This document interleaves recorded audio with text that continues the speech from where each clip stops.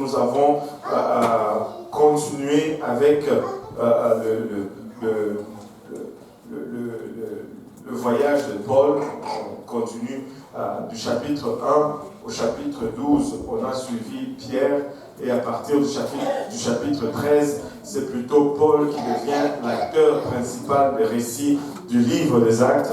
Et nous l'avons vu au concile de Jérusalem et comment peu de temps après, il s'est embarqué plutôt sur son deuxième voyage missionnaire et il a révisité toutes les églises qu'il a plantées et pour les renforcer et pour les encourager. Et nous avons vu cela dans le livre de Actes 16. Nous avons vu comment il a écrit à Timothée un apostolique de troisième génération qui avait un bon témoignage parmi les croyants locaux. Et nous avons vu comment tout commence par ton église locale. Si tu n'es pas missionnaire dans ton église locale, tu ne peux pas être missionnaire dans un pays étranger. Si tu n'es pas évangéliste dans ton église locale, tu ne peux pas être évangéliste dans une église autre.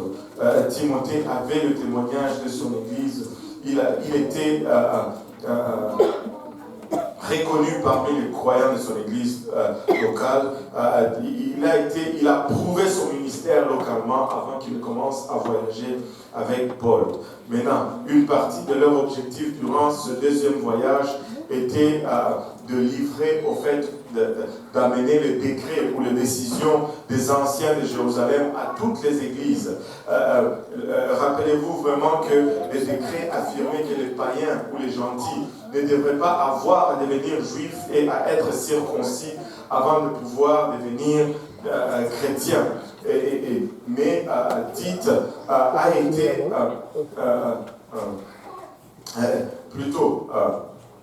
Paul a lutté pour ne pas circoncire Tite, mais il a fait plutôt la circoncision de Timothée, tout simplement parce qu'il était juif, et nous avons vu tout cela. Et nous avons vu comment, nous avons parlé un peu de comment, dès nos jours, les gens sont offensés par de petites choses que la parole de Dieu les demande. Vous savez, la parole de Dieu nous demande des petites choses. Pour que nous puissions nous mettre en ligne avec la volonté de Dieu. Mais très souvent, nous allons être rapidement offensés. Mais si nous voyons les grandes choses que ces gens s'imposaient, juste pour gagner une âme, nous pouvons facilement reconsidérer notre façon, nous pouvons facilement reconsidérer notre approche, nous pouvons facilement reconsidérer notre niveau d'engagement et de sacrifice pour le royaume. Maintenant, nous avons vu comment Paul recherchait la volonté de Dieu. Nous avons lu dans Actes 16, 6 à 10, ayant été empêchés par le Saint-Esprit d'annoncer la parole dans l'Asie, ils traversèrent la Phrygie et le pays de Galatie, arrivés près de la Mysie. Ils se disposaient à entrer en Bithynie, mais l'Esprit de Jésus ne leur permit pas. Et nous avons analysé ces paroles. Et nous pouvons voir que ces gens-là n'étaient pas des surhommes. Ces gens-là ne prenaient pas un thé avec Dieu tous les jours. Ces gens-là aussi recherchaient la face de Dieu comme nous recherchons la face de Dieu. Ces gens-là, des fois, ils se bornaient juste à faire ce qui était devant eux et en tâtonnant la volonté de Dieu alors qu'ils avancent pas après pas après pas. Et des fois, ils devaient aussi attendre pour avoir la volonté de Dieu. Mais non.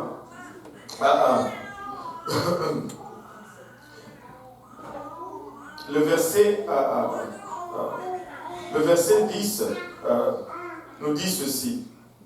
Après cette vision de Paul, nous cherchâmes aussitôt à nous rendre en Macédonie, concluant que le Seigneur nous appelait à y annoncer la bonne nouvelle.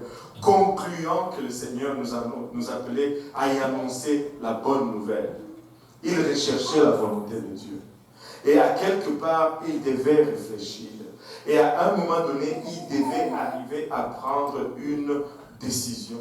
ils devaient analyser les données qui leur étaient amenées et à partir de cela conclure à la volonté de Dieu. Maintenant, deux autres techniques à ce stade qui va nous aider pendant que nous lisons le livre des Actes, nous avons appelé cela à votre attention. Le premier, c'est que ici, nous pouvons voir dans le verset 10, il dit, après cette vision de Paul, nous cherchâmes aussitôt.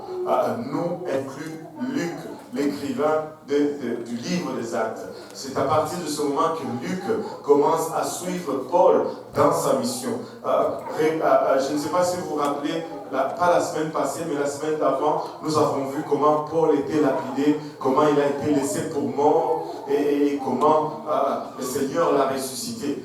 Et là, tout de suite après, Luc entre maintenant en scène. Et Luc était un médecin. La plupart des théologiens te disent ceci. La plupart des érudits de la Bible te disent que cette lapidation a laissé des marques physiques dans la chair de Paul. Il souffrait des douleurs chroniques, il souffrait certains handicaps suite à cette lapidation. Dieu ne l'a pas guéri totalement. Et c'est pour cela qu'il avait besoin d'un médecin qui l'accompagnait pour soulager sa douleur. Et la plupart des théologiens vont te dire que quand Paul parle de l'écharpe qu'il demande à Dieu de lui enlever de la chair, certains qui ne sont pas du tout des érudits de la Bible vont te dire que Paul avait un problème sexuel. Mais ce n'est pas du tout ça. C'est une aberration, c'est une... mais il y a de fortes probabilités que cela ait été les conséquences de cette lapidation. Il souffrait dans sa chair physiquement et Dieu ne l'a pas guéri complètement. Et il a demandé à Dieu de le guérir. Et Dieu lui a dit, ta grâce me suffit. Mais prends Luc, il va être ton médecin, il va t'accompagner partout où tu vas. Et quand tu vas te sentir mal, il va te soigner. Et tu dis, mais pasteur, pourquoi tu dis tout cela? Je dis tout cela pour dire juste ceci, c'est que Dieu est souverain. Il fait ce qu'il veut. Il fait ce qu'il veut. Je ne sais pas pourquoi je tape dans cette dimension ces derniers temps souvent et encore et encore et encore. Parce que quand nous avançons vers Dieu en ignorant sa souveraineté, nous allons rencontrer la frustration. Nous allons rencontrer la frustration. Dieu fait ce qu'il veut. Amen. Il connaît mieux, au fait. Et quand je dis il fait ce qu'il veut, cela ne veut pas dire qu'il ne prend pas compte de toi. Non, non, non, non. Ce que je veux dire, c'est qu'il a le dernier mot. Mais ta responsabilité à toi, c'est d'aller au-delà de la foi. Parce que la foi, c'est facile. Tout le monde peut avoir la foi. Mais la confiance, c'est plus difficile que la foi. Et laisse-moi te dire que la confiance est supérieure à la foi. La foi, ça va marcher lorsque Dieu répond positivement à ta requête. Mais lorsque Dieu dit non, la foi ne va pas te garder. Tu as besoin de la confiance. Tu as besoin de dire, j'ai foi que tu vas me guérir, mais j'ai confiance que si tu ne m'as pas guéri, c'était la meilleure chose que tu devais faire pour moi. Vous savez, nous agissons comme si les gens ne mouraient pas dans l'Ancien Testament. Paul est mort. Pierre est mort. Tous les apôtres, ceux qui ont fait, ils ont littéralement été dévorés par les animaux. Pour avoir prêché l'évangile jour et nuit. Mais ils sont morts dans les arènes. Ne valait-il pas plus que nous aux yeux de Dieu? Qui sommes-nous pour nous plaindre devant Dieu? Qui sommes-nous pour exiger telle ou telle chose? Nous devons tout simplement tomber aux pieds de Dieu. Nous devons seulement implorer sa grâce et sa miséricorde sur nous. Écoute, je ne veux pas tuer la foi de quelqu'un, mais je vais l'élever à la dimension de la confiance. Quand il donne, je me réjouis. Et quand il ne donne pas, je me réjouis également. C'est à cela que nous devons arriver. Nous ne servons pas Dieu pour des intérêts personnels. Nous servons Dieu parce qu'il est Dieu. Et qu'il n'y en a pas aucun autre. Nous l'adorons pas parce qu'il a fait quelque chose pour nous. Nous l'adorons parce qu'il mérite l'adoration. Vous savez, même si Dieu ne fait rien pour nous, il est quand même digne d'être loué. Il est quand même digne d'être adoré. Il est quand même digne d'être glorifié et d'être élevé. Pourquoi? Parce que je vis. Parce que je vis. Parce que je vis. Pouvons-nous battre nos mains pour ça?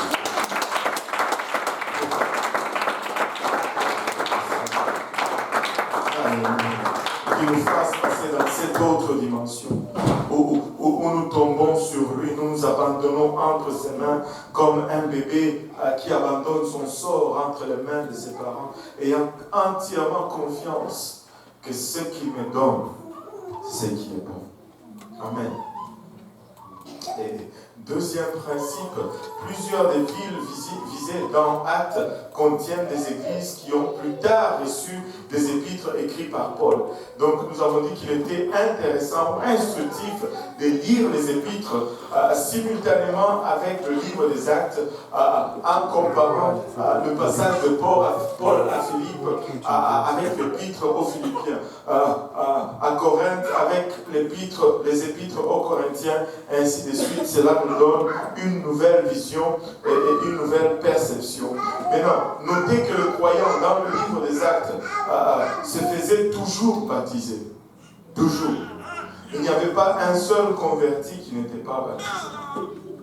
En fait, ça commençait par le baptême. Et il y a, dans le livre que nous avons vu, plutôt le chapitre que nous avons lu, le chapitre 16, il y a eu 2 maisons en entier qui se sont fait baptiser dans le nom de Jésus-Christ. Et nous avons vu comment après que Paul a commencé à œuvrer, le diable a commencé aussi à œuvrer. Il y a eu cette femme avec un esprit de python, un esprit de divination qui a commencé à crier derrière eux. Ce sont les serviteurs du Dieu très haut. Écoutez ce qu'ils nous disent. Ils nous montrent la voix du très haut. Écoutez-les et blablabla. Et Paul l'a réduit au silence. Paul l'a réduit au silence parce qu'elle ne parle pas sous le Saint-Esprit, mais elle parlait sous l'esprit de Python. Et s'il y a un temps où l'Église doit vraiment avoir le discernement, c'est ceci, c'est aujourd'hui. S'il y a un temps où nous devons être vraiment alignés avec la parole pour pouvoir vraiment exposer tous ces ouvriers d'iniquité, tous ces gens qui prophétisent et parlent avec l'esprit de divination, c'est de nos jours. C'est de nos jours. La Bible est notre seul ordre de marche. Écoute, n'aie jamais, que tout le monde dise, n'aie jamais gérer sa vie selon les prophéties. Toujours gérer sa vie selon la parole de Dieu. Toujours selon la parole de Dieu. Et si tu continues à gérer ta vie selon la parole de Dieu, tu vas tomber dans la voie prophétique que Dieu ouvre devant toi. Et ça, c'est la règle d'or à ne jamais briser. Et nous étions arrivés à ce point-là lorsque les questions ont commencé à fuser de partout. Et nous allons imposer un moratoire aujourd'hui. En fait, que nous puissions avancer un peu dans notre leçon. Mais si vous avez une question, essayez quand même. Peut-être qu'on va la prendre. Je ne veux pas écraser votre foi. Par la foi, levez votre bras et voyez ce que le Seigneur peut faire. Et si on répond à la question, on rend gloire à Dieu. Si on ne répond pas à la question, on lui fait quand même confiance. Amen. Alléluia. Le Seigneur répond, n'est-ce pas? Alléluia. Donc, allons lire Acte 16, versets 25 à 34 maintenant. Je ne sais pas pour vous, mais est-ce qu'on peut juste battre les mains pour le Seigneur?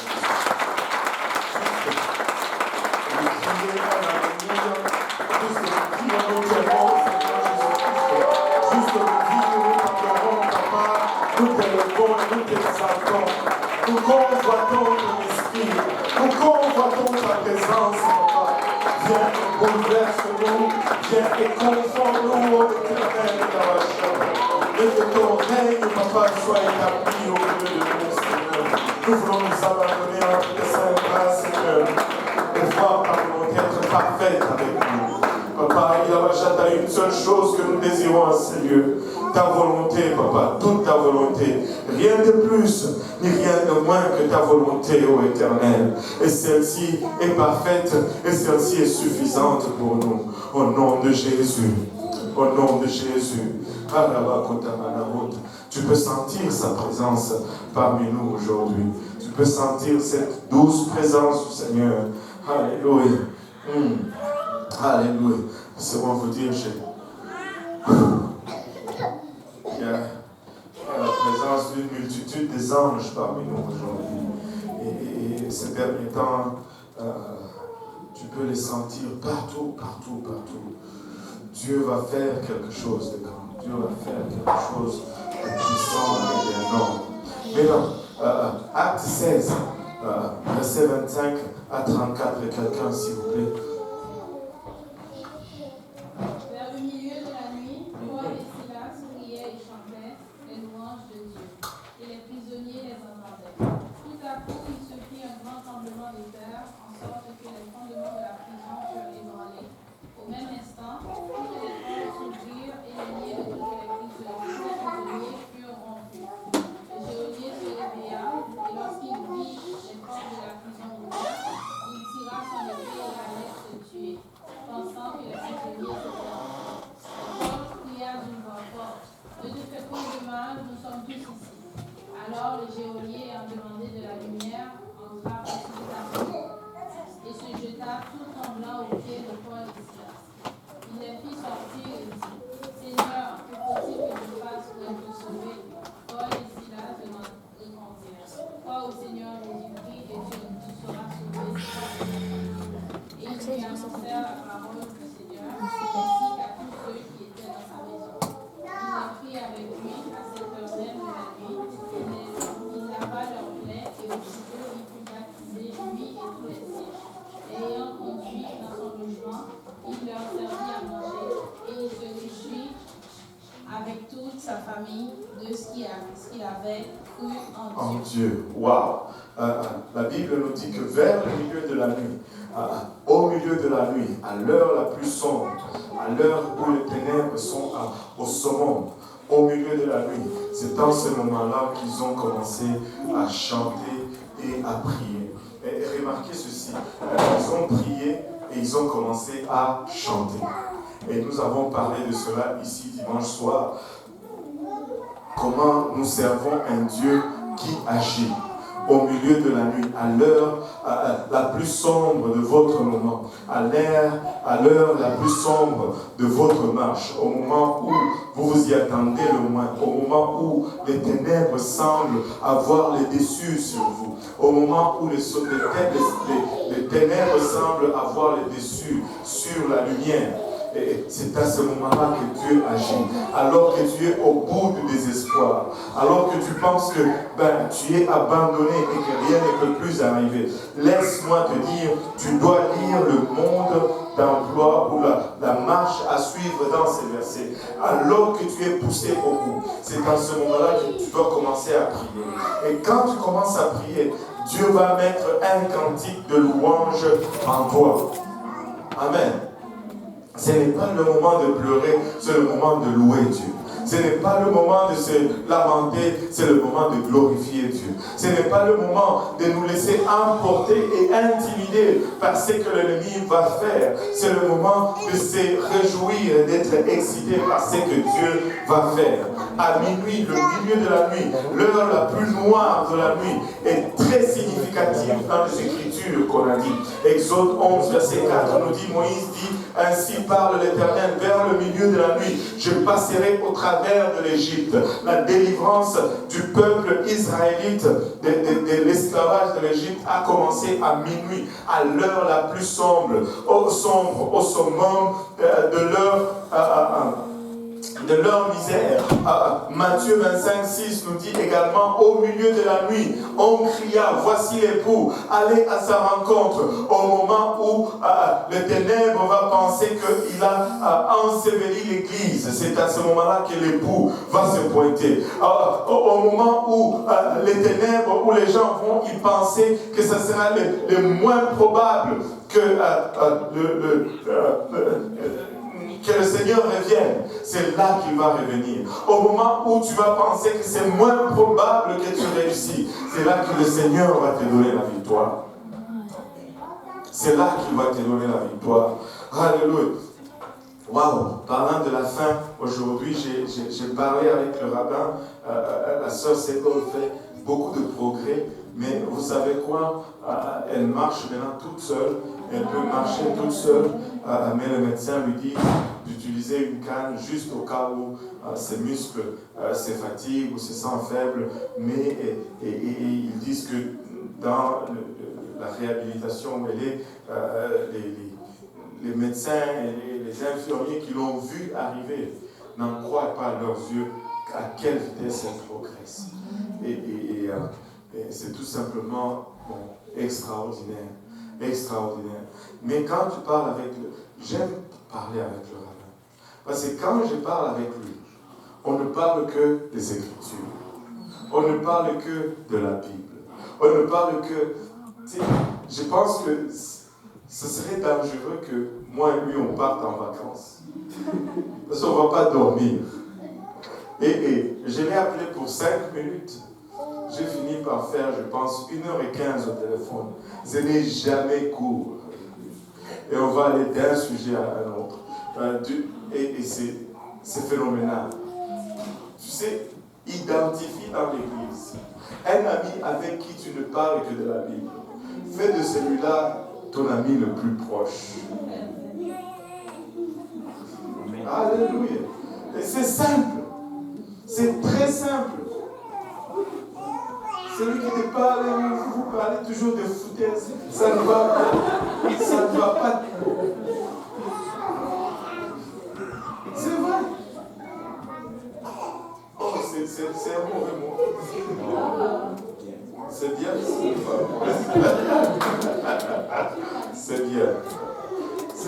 Moi, mon français, moi, je ne sais pas. Mais en tout cas, c'est ça. C'est des choses qui ne servent à rien, en fait. Des choses qui te coulent. Hein? Il y a audio. Mais non.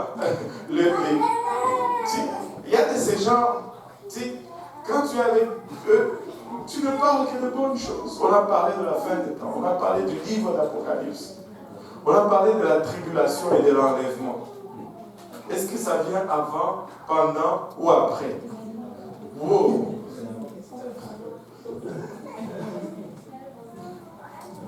Wow! Extraordinaire! Extraordinaire! En tout cas, pour moi, c'est clair. Amen. Je ne reste pas ici pour subir ce que le monde qui ont rejeté Dieu sont appelés à subir. Amen. Alléluia. Maintenant, regardez ceci. Retournons à notre leçon. Ils chantaient les louanges, ils ont prié Dieu et ils ont commencé à chanter les louanges. Et qu'est-ce qui s'est passé quand ils chantaient les louanges? Les prisonniers les entendaient. Écoute, quelqu'un est toujours en train de t'entendre. Si tu murmures, tout ce que les gens vont entendre, ce sont les murmures. Et tu penses vraiment que si tu murmures contre ton Dieu, quelqu'un va être intéressé à servir le même Dieu? Tout ce que tu fais, c'est te plaindre au sujet de Dieu. il n'a jamais rien fait pour toi. Et pourtant, tu es là. Hein. Tu as mangé hier. Tu n'es pas à l'hôpital. Tu as un toit sur ta tête. Et tu as des vêtements. Tu n'es pas à l'asile. Tu n'es pas à Hippolyte Lafontaine. Tu es correct.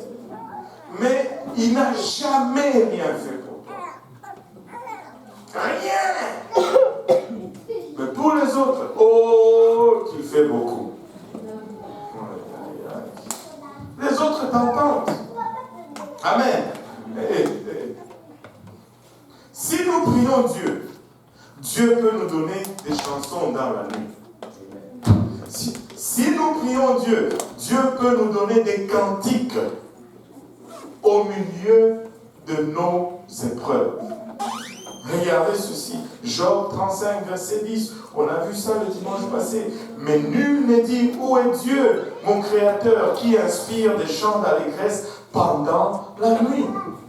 Qui inspire des chants d'allégresse pendant la nuit. Si nous le prions, il va inspirer des chants d'allégresse pendant la nuit. Si nous l'invoquons, il va inspirer des chants d'allégresse au moment les plus sombres de notre marche, de notre situation ou du problème que nous traversons. Alléluia. Là, il s'est fait un tremblement de terre. Le fondement de la prison ont été ébranlés. Et toutes les portes ont été ouvertes.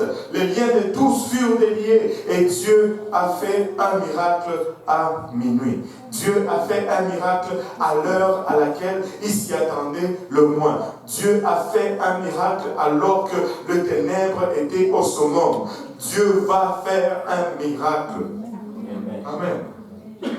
Et les geôliers demandant la lumière, ils voient qu'ils étaient là, pour lui c'était un miracle. Et les portes de, comment on appelle la prison, la Makala, s'il y avait un tremblement de terre à Kinshasa, et que toutes les portes, c'est Makala, ouais, toutes les portes de la prison Makala sont ouvertes, et que tous les prisonniers qui sont là-dedans, leurs chaînes tombent. Je dis, même sans les portes ouvertes, ils s'échappent quand même. On n'allait trouver personne là-bas. Personne. Mais les geôliers rentrent et ils trouvent tous les prisonniers là dans leur cellule, en train de chanter. C'est à quoi être interpellé. C'est à quoi se questionner, mais qu'est-ce qui se passe? C'est quoi ces gens? Et écoutez, ils n'étaient pas en prison. Des fois, les diables ne les avaient pas arrêtés. Ils étaient là en mission parce que Dieu les avait envoyés là.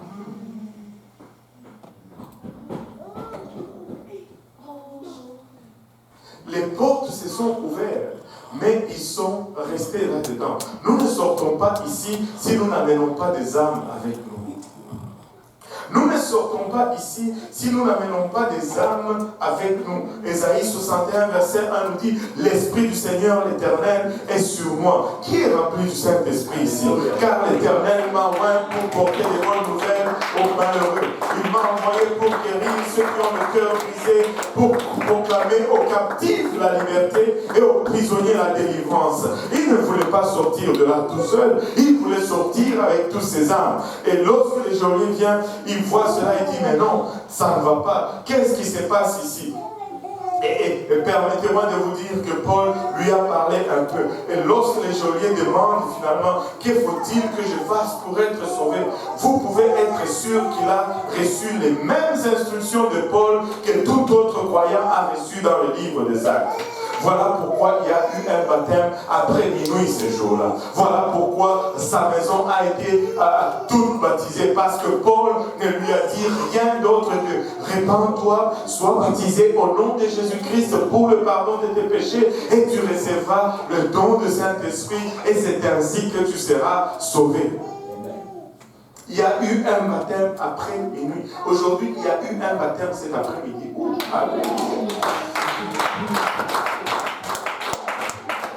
À la même heure, à la même heure. Ils n'ont pas dit, non, attendez, on va d'abord finir, explorons la parole de Dieu, et là, on va te baptiser. Et en passant, pour faire explorons la parole de Dieu, il faut que tu achètes ce cahier à $40, et là, tu vas faire explorons la parole de Dieu. Non! Ils n'ont pas dit, tu vas t'inscrire au cours baptême 101. Non! Non! Même pas! C'était tout de suite. Tu as cru, tu te répands, et pouf! On saute dans le baptistère. Rien à payer, rien à donner. Et après, on va te suivre. Amen. Alléluia. Maintenant, à la même heure, et le mot croire dans le Nouveau Testament est un synonyme du mot s'engager. Et quand vous croyez, vous obéissez. Le mot croire est toujours suivi d'action. Le verbe croire est un verbe actif dans la parole de Dieu. Croire va toujours t'amener à faire quelque chose. Croire va toujours te pousser à faire quelque chose. C'est pourquoi Jacques dit sans les œuvres, ta foi est morte. Et j'aime cet exemple. J'aime cet exemple. Je sais que je n'ai pas encore un corps glorifié et que je ne peux pas traverser un mur encore. Parce que je crois cela tellement fermement. Vous n'allez jamais me voir me mettre ici et puis charger pour essayer de rentrer dans l'autre appartement en passant par ce mur. Parce que je crois. Je crois. Amen. Je crois que je n'ai pas encore le corps. Mais si je croyais que j'avais déjà le corps glorifié, je vous ai déjà raconté cette histoire, mais je vais la raconter encore. Je connais l'histoire de quelqu'un qui, ce n'était pas par le Saint-Esprit, mais c'était par un autre esprit, qui croyait que la porte circulait autour de la maison. Au fond, c'est quelqu'un qui a, tu sais, au pays, il a fumé tellement de chanvre. Il était complètement... Est-ce qu'on dit sourd aussi pour le chanvre? Ah, c'est en anglais. Il était haut et élevé. Non, ça, on ne veut pas utiliser ça comme ça.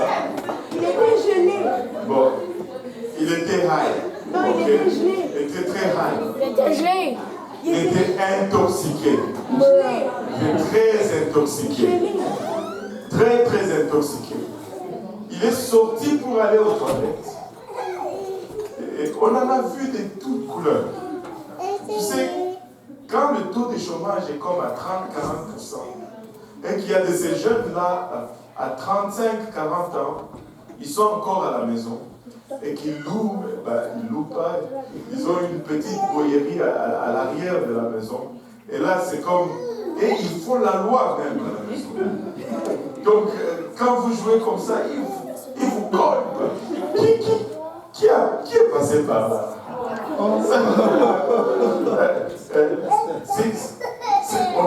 On a suivi ces cousins.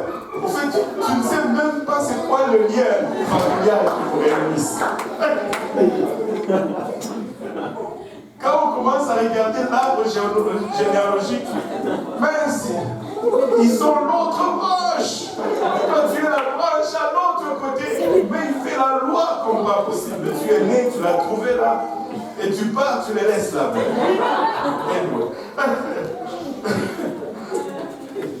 Il y en avait un qui a tellement fumé du chanvre. Et il était 14 heures. Mais lui, il était dans la petite chambre là en arrière. Il a tellement fumé, il était tellement intoxiqué qu'il pensait que c'était en plein milieu de nuit. Là, il sort en plein 14 heures. Si, en enveloppé dans le drap. Tu sais comment on dort chez nous. Il prend le drap, il veut aller aux toilettes, au fait. Là, il a enveloppé dans le drap. Il sort avec la lampe. Et il sort avec la lampe. Il va dans les toilettes. Il accroche la lampe. Il fait pipi. Et puis il reprend sa lampe. 14 heures. Il reprend sa lampe et il rentre là-bas. Et il dort. Soleil tapant. Pas un nuage. Et ça, c'est ce que le chanvre te fait faire. Et l'autre, qui, après avoir fumé comme ça, il sort pour aller aux toilettes. Et puis quand il revient, il s'arrête là, il se tient, et puis après, bam, il se cogne dans le mur, il tombe. Et puis il revient encore. Il se place, et il s'arrête, il vise. Et puis après, il court, il se cogne dans les murs, il tombe.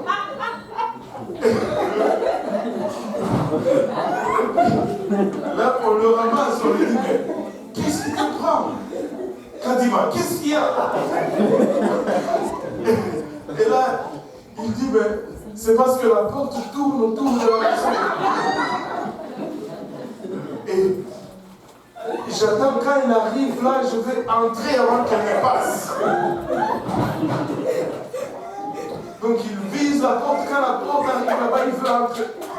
Tu n'es pas encore glorifié, tu ne peux pas passer le mur. Quand on croit, on fait quelque chose. Amen. Quand on croit, on fait. Alléluia. Quand on croit, on fait. Et Paul lui dit, crois seulement et tu seras sauvé, toi et ta famille. Tu vois les gens qui mettent un point là, ils oublient que Paul les a pris la même heure de la nuit, il les a baptisés la même heure de la nuit. Après, ils ont été amenés à la maison du geôlier et ils ont été servis à manger. La parole ne fait pas arrêter à la place où il dit crois seulement. Et il dit, crois seulement, tu seras sauvé, toi et ta famille. Ça, c'est une promesse de la part de Dieu. Que tout le monde dise promesse. C'est une promesse de la part de Dieu. Et une promesse de la part de Dieu vient toujours avec une condition. Et la condition ici, c'est croire. Et croire, c'est comme on s'est dit, ce n'est pas une assertion mentale, ce n'est pas un état mental. Vraiment, croire, c'est un verbe actif. Et quand tu crois et que tu commences à agir selon la parole, les conséquences, c'est que ta famille voit la transformation et ils sont aussi plus probables à être sauvés. Amen. Alléluia. Et moi, je crois que quand Dieu sauve, il sauve toujours la promesse de la famille avant. Amen. Parce que Dieu est toujours intéressé dans les familles. La famille, c'est la première institution que Dieu a établie. Et Dieu veut sauver ta famille. C'est le désir de Dieu que de sauver ta famille. Mais si tu marches, si tu crois, qu'est-ce que le mot croire ici? Ça veut dire que tu marches selon la parole de Dieu. Il sauvera ta famille. Il va la sauver. Regardez, les exemples sont forts et frappants. L'arche, Noé, c'était sa famille. L'autre, c'était sa famille. Et nous, ça va être aussi notre famille. Amen. Et n'aie jamais se fatiguer de prier pour sa famille. Pourquoi? Parce que tu crois.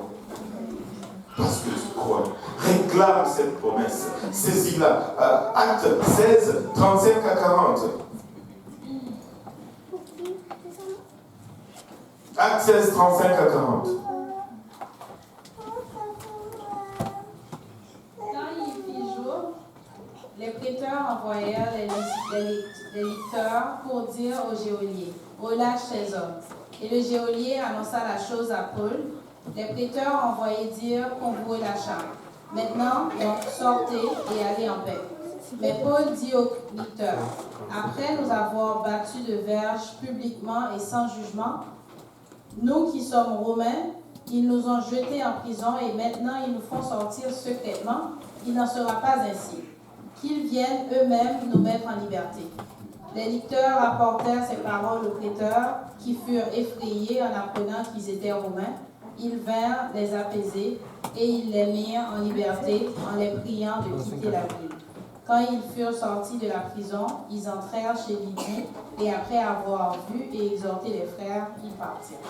Waouh! Regardez un peu ça. Moi, j'aime Paul. Tu peux tellement apprendre de Paul. Il dit, quand il fut jour, les prêteurs envoyèrent les licteurs pour dire aux geôliers, je ne sais même pas c'est quoi le titre, licteur, prêteur, mais il dit, relâchez ces hommes, faites-les partir. Tu sais, quand ils t'ont emprisonné sans cause, ils veulent aussi te libérer rapidement avant que cela ne fasse plus de dégâts. Et le geôlier dit à Paul, bon, vous pouvez partir maintenant. Regardez, ils sont encore en prison. Les portes étaient déjà ouvertes. Ils n'ont pas voulu sortir. Tu penses que maintenant, quand les hommes vont dire sortez, ils vont sortir? Moi, je ne pense pas. Ils sont maintenant bien en prison. Il dit, nous ne partons plus. Il dit, mais Paul, après nous avoir battu des verges, vous nous avez fait souffrir. Vous nous avez fait payer pour ce que nous ne méritons pas. Et maintenant, vous voulez que nous partons en douceur seulement, sans réclamer quelque chose. Nous qui sommes citoyens canadiens, nous ne partons pas. J'ai quand même un passeport canadien, attendez. Et là, lorsqu'ils ont su que ils sont canadiens, qu'est-ce qu'on va faire? Ils ont commencé à avoir peur et ils sont venus et supplier pardon, partez seulement. Mais laissez-moi vous dire, Paul savait comment user de sa citoyenneté, non pas pour des privilèges personnels, mais pour faire avancer la parole de Dieu. La porte était déjà ouverte. Il pouvait partir bien avant, mais il est resté. Mais ce que Paul recherche, c'est le contact avec ses autorités. Ce que Paul recherche, c'est le contact avec ses dignitaires. Ce que Paul recherche, c'est juste une autre opportunité de prêcher la parole du Seigneur. Laissez-moi vous dire ceci. Quand nous sommes rentrés au pays, tu sais, il y a des gens qui, moi, je suis sûr, avoir eu cette même vérité. Si je n'avais jamais quitté le Congo et que je leur disais ou proclamais cette même vérité, ils n'allaient jamais me croire. Ils n'allaient même jamais prendre le temps de m'écouter. Ils n'allaient jamais même m'inviter chez eux pour entendre ce que j'ai à dire. Mais maintenant, parce que je viens du Canada, tout ce que j'ai dit est presque vrai. C'est une opportunité de prêcher la parole de Dieu. Prends avantage et prêche la parole de Dieu. Prends avantage et déclare-le. Écoutez, je me rappelle être à Kinshasa et enseigner sur la sanctification. Tu sais ce que le pasteur de l'église a fait quand il s'est levé? Il a pris le micro, il a dit, pasteur, merci beaucoup. Parce que toi, tu viens du Canada et tu es en train de nous dire ces choses. Mais nous battons à dire à ces gens qu'il ne faut pas regarder le blanc pour s'habiller comme les blancs. Nous devons nous habiller comme la parole de Dieu. Voici un qui vient du pays des blancs. Et qu'est-ce qu'il vous dit? La même chose. La même chose. Il y a un avantage. Utilise ton avantage social pour avancer le royaume de Dieu. Et utilise-les. Et tu vas quand même à l'université de Montréal, quand même. Hein? Tu vas quand même... je suis universitaire.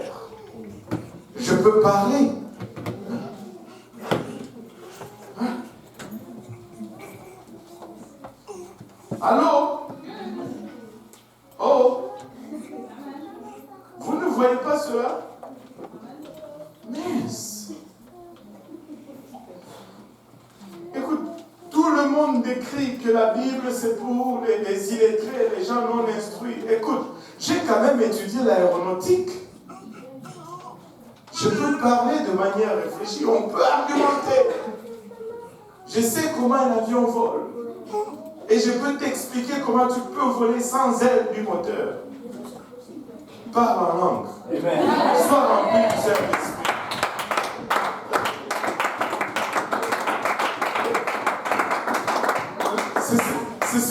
C'est cette même pensée, c'est ce même cerveau qui conçoit et applique le principe de l'aérodynamique. C'est ce même cerveau qui conçoit et applique le principe de la grâce. Amen. Nous ne sommes pas des bourriques. Alléluia. Vous savez, un jour je parlais avec le rabbin et il m'a expliqué ceci. Il a dit, si tu regardes dans les fêtes d'Israël, la première moisson, c'est toujours la moisson de l'orge. Et la deuxième moisson, c'est la moisson de blé. Amen.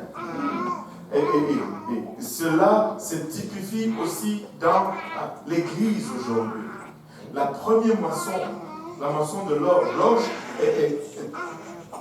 c'est comme le blé, mais inférieur. C'est de qualité inférieure. Mais le blé est supérieur à l'orge. Et cette première moisson représente l'orge ou la première église. Et la caractéristique de cette église était des gens simples, des gens qui n'étaient pas nécessairement instruits. La plupart d'entre eux n'étaient pas des hauts dans leur société. Et Paul mentionne cela quand il parle aux Corinthiens. Mais la dernière moisson va être la moisson de blé.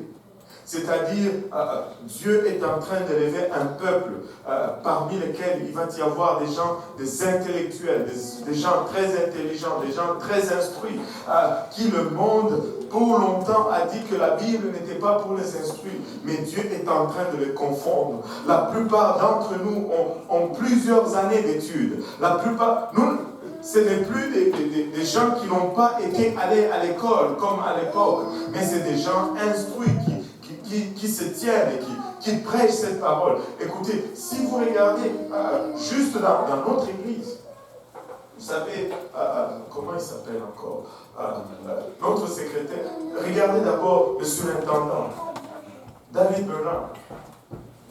C'est quelqu'un qui est extrêmement intelligent. Très, très intelligent. Et il est instruit dans... Tu peux parler avec lui dans n'importe quel domaine. Il y a quelqu'un qui nous donnait une anecdote. Il dit qu'ils étaient dans une réunion de camp quelque part. Ils sont sortis le soir dehors pour prendre un tour, prendre l'air. Et ils ont commencé à regarder les étoiles. Et là, David Bernard était, ça c'est la constellation telle, ça c'est l'étoile telle, ça c'est... Wow. Il dit, mais ce type, il connaît tout. Comment il fait? Il a écrit je ne sais pas combien de livres, presque dans chaque domaine de l'histoire, il connaît plein de choses. Plein de choses. Secrétaire général, savez-vous que le frère Jerry Jones, je pense qu'il est...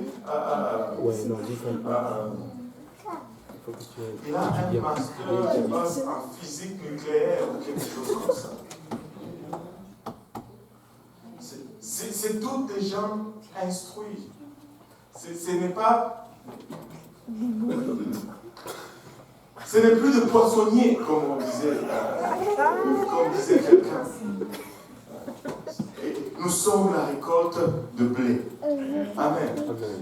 Tu peux être très intelligent et croire dans la vie. Amen. On va voir la confiance, n'est-ce pas?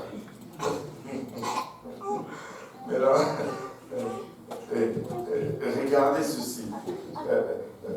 On était encore. Notez que Paul ici refuse de se faufiler hors de la ville parce que cela aurait placé un nuage. Pensez un peu, les geôliers, plutôt, les lecteurs viennent pour lui dire, écoute, pars,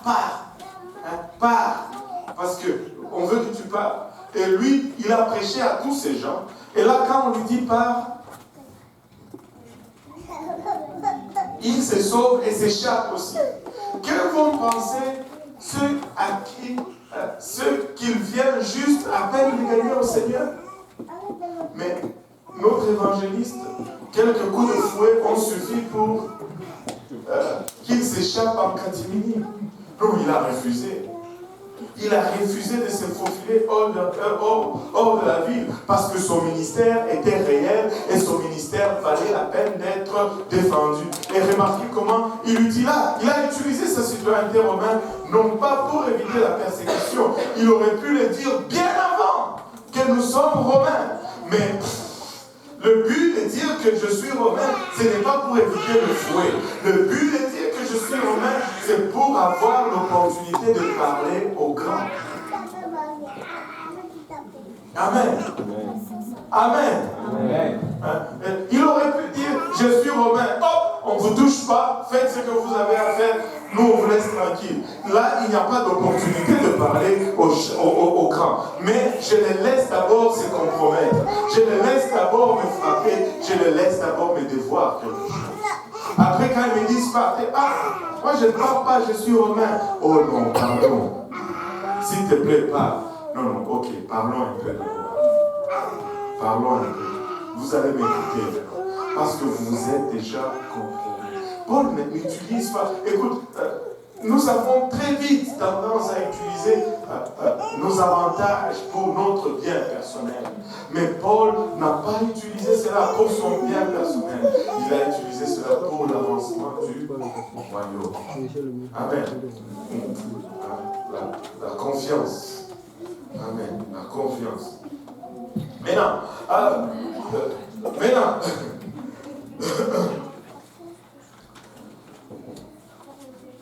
vous savez, après qu'il ait dit « Je suis citoyen romain », il y a un autre effet là-dedans. Parce que les Romains, c'était comme, on va dire, comme les Américains de l'époque, voilà.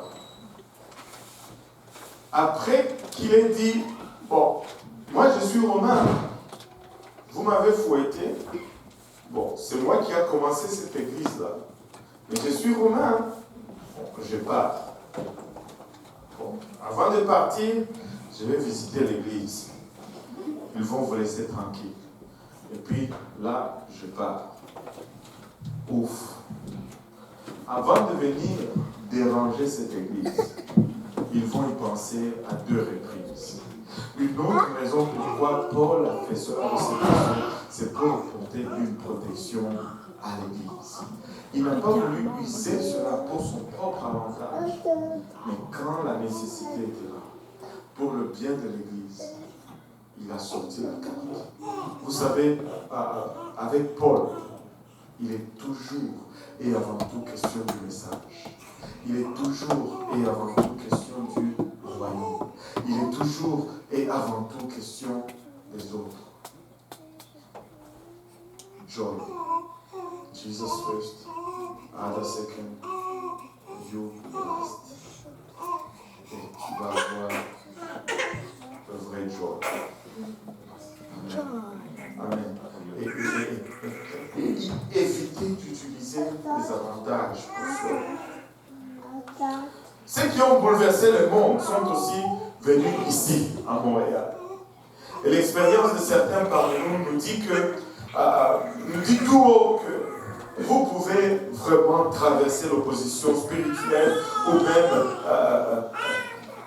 l'opposition sociétale ou familiale associée avec un ministère apostolique. Il y a des gens parmi nous aujourd'hui qui souffrent une persécution intense. Il y a des gens ici parmi nous qui, comme Paul, à cause de la persécution, des fois, ne voient même pas la certitude dans leur futur. Mais laissez-moi vous dire, quand cela arrive, c'est parce que vous êtes appelés à bouleverser le monde.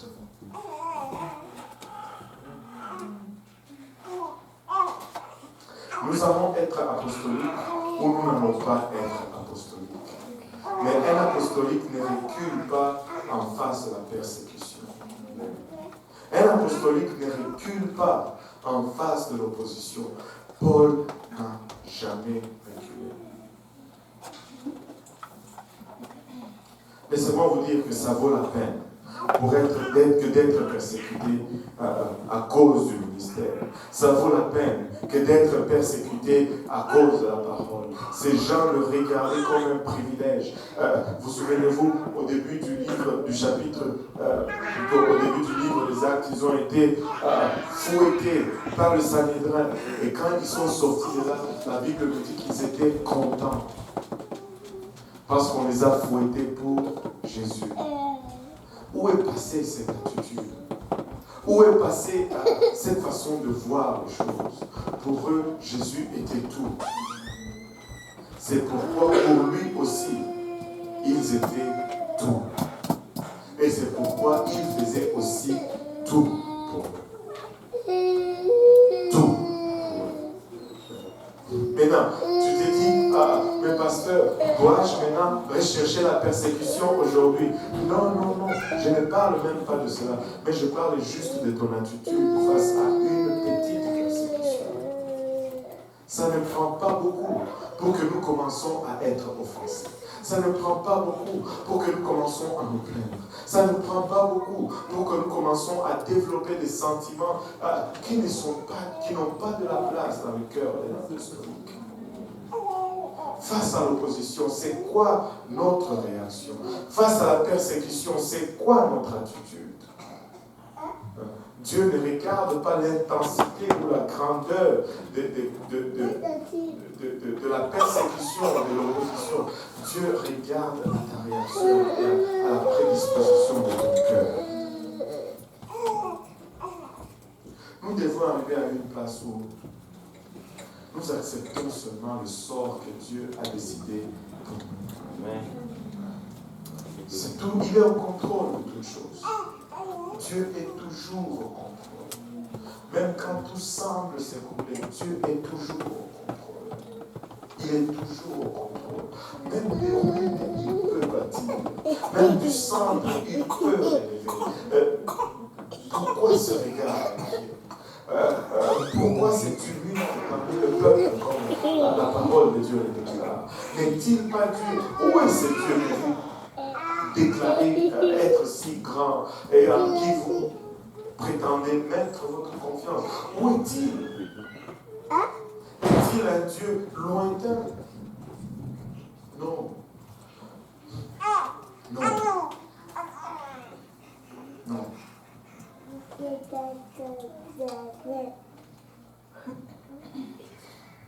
Partout où cette équipe missionnaire allait, il y a eu un soulèvement ou un réveil, ou les deux. Écoute, la parole de Dieu va toujours causer des problèmes.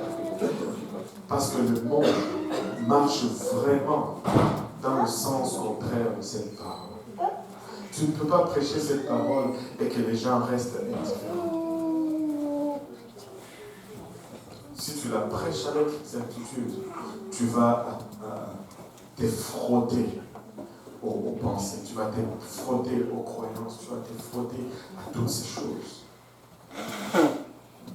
Regardez Acte 17, 10 à 15. Ici, on nous montre un groupe de gens particuliers.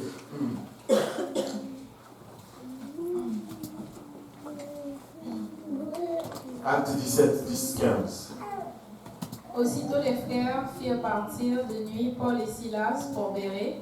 Lorsqu'ils furent arrivés, ils entrèrent dans la synagogue des Juifs. Ces Juifs avaient des sentiments plus nobles que ceux des Thessaloniques. Ils reçurent la parole avec beaucoup d'empressement et ils examinaient chaque jour les Écritures pour voir si ce qu'on leur disait était exact. Plusieurs d'entre eux crurent, ainsi que beaucoup de femmes grecques de distinction et beaucoup d'hommes. Mais quand les Juifs de Thessalonique surent que Paul annonçait aussi à Bérée la parole de Dieu, ils vinrent y agiter la foule. Lorsque les frères firent aussitôt partir Paul du côté de la mer, Silas et Timothée restèrent à Bérée. Ceux qui accompagnaient Paul le conduisirent jusqu'à Athènes, puis ils s'en retournèrent chargés de transmettre à Silas et à Timothée l'ordre de les rejoindre au plus tôt. Là, Paul est envoyé à l'avance à Athènes et il y attend Silas et Timothée. Mais retournons un peu, parlons un peu de ce peuple ou de ce groupe, les Béréens. Ce ne sont pas ceux qui portent des bérets, ce n'est pas pour ça qu'on les appelle les Béréens, mais c'est parce qu'ils habitaient une contrée qu'on appelait Bérée. Amen. Et lorsque Paul et Silas y sont arrivés, regardez, leur façon de faire est toujours pareille. Ils entrèrent dans la synagogue des Juifs. Toujours les Juifs en premier et ensuite les païens. Waouh! Mais on nous dit que les Béréens avaient des sentiments plus nobles que ceux de Thessalonique. Pourquoi? Parce qu'ils ont tout simplement reçu la parole de Dieu avec empressement. Je ne sais pas, de nos jours, c'est très rare de trouver des Béréens. Les Béréens sont devenus très rares. Tout le monde argumente la parole de Dieu. Que ce soit même dans l'église, même en dehors de l'église, il faut toujours se battre pour la parole de Dieu. Il faut que nous commencions à porter des bérets, enfin, que nous devenons des béréens. Ils ont reçu la parole de Dieu avec empressement. Ils voulaient manger plus, connaître plus. Et ils sondaient les Écritures chaque jour. Et ça fait une différence entre un chrétien et un béréen. C'est-à-dire un chrétien non mature et un chrétien mature. La différence, c'est que le béréen ou le chrétien mature, il va sonder les Écritures pour voir si ce qu'on lui a dit est exact. Il ne va pas se contenter juste de l'écouter de la part du pasteur. Il va aller le lire. Écoutez, nous devons lire notre Bible chaque jour. Et écoutez, la maturité, c'est quoi? La maturité, c'est lorsque tu commences à travailler, tu commences à faire rentrer aussi un chèque. Et avec ce chèque, tu vas à l'épicerie, tu achètes la nourriture, tu viens à la maison, tu prépares et tu manges. Et tu donnes aussi aux autres et ils mangent. Et le processus, c'est le même, dans le naturel comme dans le spirituel. Avant, tu es né, tout ce qu'on fait, quand tu fais on va préparer. Tu sais, tu ne sais pas où on a acheté, avec quoi, comment même on a acheté. Et toi, tu te fais manger et tu fais caca, c'est tout. Mais après, on commence à t'apprendre à manger. Après, tu fais des dégâts partout. Tu pars d'être nourri à te nourrir toi-même sans rien faire. Après, on commence à te demander, dresse la table. Tu commences à mettre au moins les assiettes. Tu en casses 2 ou 3 en passant, mais tu dresses quand même la table. Et puis après, va tourner les choses. Et là, tu commences. Il y a cette progression. Et puis après, tu commences à cuisiner. Et puis après, non seulement tu commences à cuisiner, mais on commence à te donner de l'argent et on t'envoie faire l'épicerie et tu cuisines. Mais après, on te donne même plus de l'argent, on te dit, va maintenant travailler, chercher de l'argent, achète, cuisine. Spirituellement, c'est pareil. Quand tu viens à Dieu, le pasteur te nourrit d'abord. Mais s'il continue à te nourrir après 45 ans dans l'église, ça ne va pas. Un bébé de 45 ans qu'on continue à nourrir à la cuillère, il y a un problème, on va à l'hôpital. Amen. Donc, après un temps, tu commences à manger toi-même. Tu commences à regarder les enseignements du pasteur et tu vois là-dedans quelque chose, tu dis waouh, je vois quelque chose de plus là-dedans. Mais après, tu commences à lire toi-même la Bible. Et après, tu commences à monter toi-même tes enseignements. Tu commences à découvrir. Tu commences à appeler le pasteur. Oh, pasteur, regarde ce que j'ai entendu. Tu sais quoi? Il n'y a rien qui me fait autant plaisir que lorsque un de vous m'appelle et me dit, waouh, pasteur, regarde ce que j'ai vu dans la Bible et que je vois que moi-même, je ne l'avais pas vu. Ça me fait tellement de plaisir. C'est comme... C'est le summum Je pense de tout, pasteur, en fait.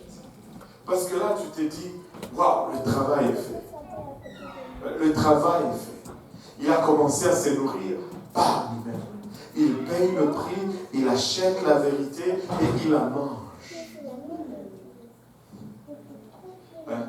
Passe 30 minutes, 45 minutes à lire la Bible, à écrire des petits mots et à faire les comparaisons. Waouh, ça dit la même chose ici. Waouh, tu vas voir petit à petit. Waouh, tu vas commencer à découvrir les choses là-dedans.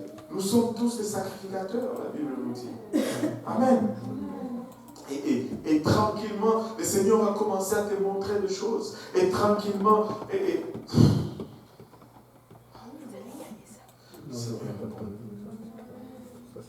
maintenant, Paul dit à Silas et à Timothée de le suivre, maintenant que lui, il est à Athènes. Maintenant, regardons le verset 16 à 21. Comme Paul les attendait à Athènes, il sentait au-dedans de lui son esprit s'irriter à la vue de cette ville pleine d'idoles. Il s'entretenait donc avec la synagogue, avec les Juifs et les hommes craignant Dieu, et sur la place publique, chaque jour avec ceux qu'il rencontrait. Quelques philosophes, épicuriens et stoïciens se mirent à parler avec lui, et les uns disaient « Que veut dire ce discours-là » D'autres, l'entendant, annonçaient Jésus et la résurrection, disaient « Il semble qu'il annonce des divinités étrangères. » Lorsqu'ils le prirent, ils le menèrent à Aréopage en disant « Pourrions-nous savoir quelle est cette nouvelle doctrine que tu enseignes? Car tu nous fais entendre des choses étranges. Nous voudrions savoir ce que cela peut être. » Or, tous les Athéniens et les étrangers demeurant à Athènes ne passaient leur temps qu'à dire ou à écouter les paroles. Paul, on peut arrêter là. Ouais, écoutez, ils étaient là. Et ça, c'était l'exercice favori des Grecs. Les Grecs, c'était des gens adonnés à l'intellectualisme, à la connaissance. Il y a de ces gens qui veulent toujours être intelligents. Bon, ce n'est pas une mauvaise chose, mais les Grecs, les Athéniens avaient poussé ça à un autre niveau. Ils allaient là et ils passaient leur journée à écouter ou à entendre. C'était une place où bon, si tu pensais que tu avais une idée qui pouvait étonner les gens ou intéresser les gens, tu allais là-bas et puis tu faisais ton discours. Et si le discours était bon, ils t'applaudissaient, ils se tiraient un peu la barbe pendant qu'ils t'écoutaient et des choses comme ça. Bon, au final, ça ne mène nulle part. Ils avaient cet exercice. Et tu peux voir aujourd'hui, vous savez, on a vraiment le sens du ridicule. Regardez. Non, sérieusement. J'étais en train de conduire aujourd'hui, j'ai entendu une nouvelle ce matin. Il y a une dame qui a reçu un prix au gala, quelque chose, et qui est allée là-bas en jeans et chandail. Et apparemment, ça fait... Tout le monde en parle, tout le monde critique. Je ne sais pas, elle a un nom comme un peu arabe ou marocain. Est-ce qu'il y a quelqu'un qui a entendu cela? C'est comment elle s'appelle? Et là, ça passe aux nouvelles. Ça passe à l'information. Est-ce que vous avez une idée combien on paye un journaliste qui passe à la radio? Ils sont riches, ces gens-là. Mais oui. Ils sont riches, ces gens-là. Ce sont des gens qui font les 300 000, 400 000 par année. Mais oui. Un journaliste qui a une émission qui dure 3 heures à la radio, de 5 heures du matin genre à 9 heures du matin, mais c'est quelqu'un de célèbre.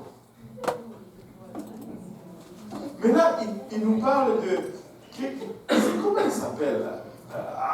Quelqu'un me trouve ce nom. Non, quelque chose d'autre. Il avait le t-shirt de, je ne sais pas dans le loup, quelque chose de loup.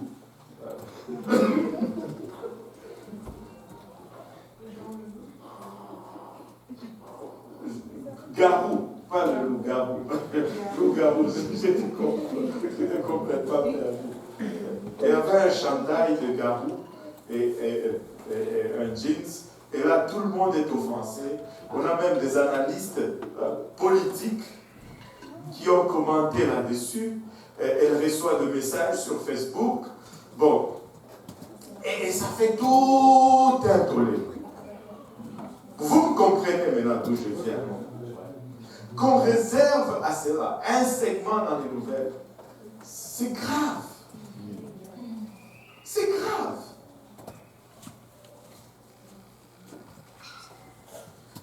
C'est grave. Anyway, bon, c'est correct.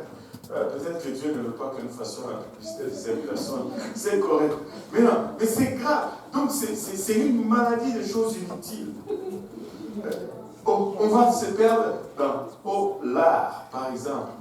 L'art. L'art. Il faut que l'État subventionne les artistes, blablabla. Les artistes réclament ceci.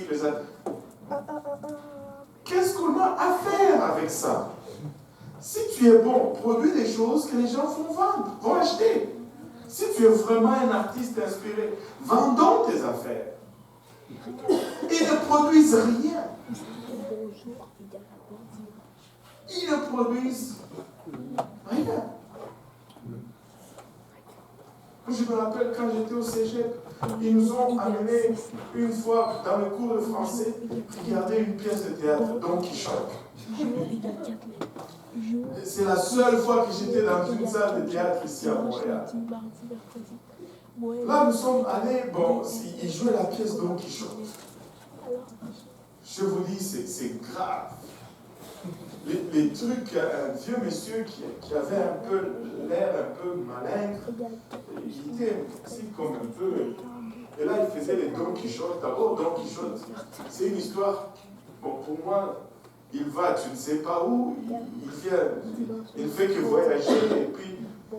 Et là, il joue cela, puis à un moment donné, dans la pièce, je ne sais pas, il commence à faire. Et puis là, il enlève tous ses vêtements sur scène.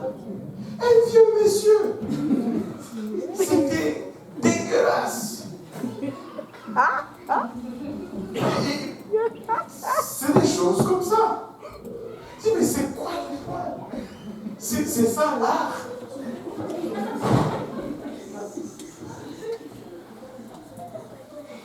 Un non-sens complet, total. Total. Et les Athéniens, c'était comme ça. Et ils sont là à discourir toute la journée. Celui-ci vient, il parle. Et l'autre l'écoute. L'autre, il va venir, il va parler. L'autre l'écoute. Et Paul, quand il arrive dans la ville, il voit cela. Son cœur est agité. Quand il voit cela, son cœur n'est pas tranquille. Écoutez, comme des vrais apostoliques, nous ne pouvons pas circuler dans notre ville et avoir le cœur tranquille. Cela doit palpiter nos cœurs. Des fois, tu rentres, je ne sais pas si vous avez déjà pris le métro tard le soir, on dirait que la population change. Tard le soir dans les métros, tu vois des jeunes qui sont habillés bizarrement. Ils sont toujours habillés en noir. Ils sont souvent pâles. Quand tu regardes, même les livres qu'ils lisent, des bandes dessinées, des vampires et de toutes ces choses, c'est macabre. Écoutez, ce monde, on ne peut pas regarder notre ville et rester tranquille. On ne peut pas regarder notre ville sans que notre cœur soit agité. Nous ne pouvons pas regarder notre ville sans que nous soyons agités. L'esprit de Paul est agité à cause de ce qu'il voit dans la vie. Il amène à nouveau l'évangile aux Juifs premièrement et à ceux qui sont dévoués. Puis finalement, il rencontre les intellectuels d'Athènes. Et quand il rencontre les intellectuels d'Athènes, c'est tout un... Parlons un peu de ces Athéniens. Si nous regardons la religion grecque était une simple déification. Il divinisait les attributs humains et le pouvoir de la nature. En fait, c'était une religion entièrement dépourvue du pouvoir moral. Il n'y avait aucune moralité dans la religion grecque. C'est pourquoi des gens qui essayent d'utiliser la mythologie grecque pour expliquer la Bible, moi je rejette ça avec violence. Les mythes grecs parlaient des dieux et des déesses qui, dans leur propre rivalité, agissaient plus comme des humains que des dieux. Des dieux qui étaient jaloux, des dieux qui étaient infidèles à leur époux, qui étaient dieux. C'est quelle divinité ça? Et il y avait beaucoup de divinités desquelles choisir. Un dicton de temps anciens disait à Athènes, il est plus facile de trouver un dieu que de trouver un homme. Les dieux grecs étaient simplement des personnages fictifs qui étaient incapables de changer la vie des hommes parce qu'eux-mêmes étaient pris avec le même problème, les hommes. Savez-vous, la bague de fiançailles, d'où ça vient? Dans la mythologie grecque. Pourquoi la bague de fiançailles a toujours une pierre dessus? Oui. Parce qu'il y avait quelqu'un qui avait enchaîné quelqu'un d'autre à une sorte de pierre. Non, pas quelqu'un. Comment c'était un dieu quand même? Parce que il y a eu un dieu dont, au fait, sa femme. Déjà un dieu qui a. Ça pose déjà problème. Sa femme a commencé à être séduite par quelqu'un d'autre. Et je pense qu'il était humain. J'ai oublié. Un humain est allé séduire une déesse. Et là, Zeus était tellement en colère qu'il a enchaîné cet homme à une pierre. Et il l'a jeté au fond de la mer. Et c'est pourquoi la bague de fiançailles symbolise, a toujours une pierre pour symboliser la pierre d'attachement à cause de l'amour. La bague de mariage, lis-le un peu.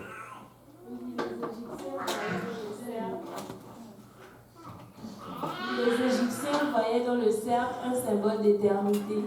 L'anneau signifie ainsi un amour éternel. Le fait de porter la bague de mariage à l'annulaire de la main gauche vient aussi des Égyptiens qui croyaient qu'une veine reliait ce doigt directement au cœur, la vena amoris.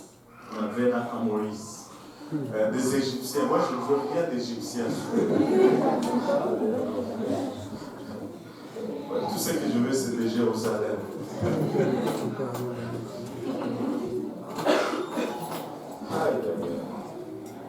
Maintenant, les dieux grecs étaient simplement des personnages fictifs qui étaient incapables de changer la vie des hommes. Mais malgré toute leur culture et leur sagesse, le peuple d'Athènes ne connaissait pas le vrai Dieu. Tu aurais pensé que des gens si intellectuels, des gens adonnés à la connaissance, allaient pouvoir discerner cela. Même pas. Même pas. Ils étaient ancrés dans leur croyance. Ça me rappelle une histoire, je vais vous la raconter. Vous savez, le 9 septembre 2001, après les attentats de New York. 2001. Le 11 septembre. Qu'est-ce que j'ai dit? Ok, le 11 septembre.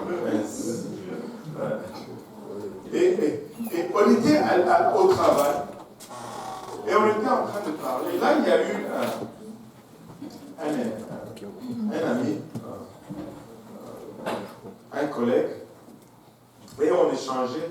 Et il dit, oh, tous ces gens, tu sais, ils sont, c'est parce qu'ils ne sont pas instruits. S'ils étaient instruits, ils n'allaient pas faire des choses comme ça. Moi, je me suis gratté la tête. Je lui dis, hé, attends un peu. Là. Ceux qui ont piloté ces avions, il y en a qui étaient ingénieurs, il y en a qui étaient à l'école de médecine. C'était tous des universitaires. Ce n'étaient pas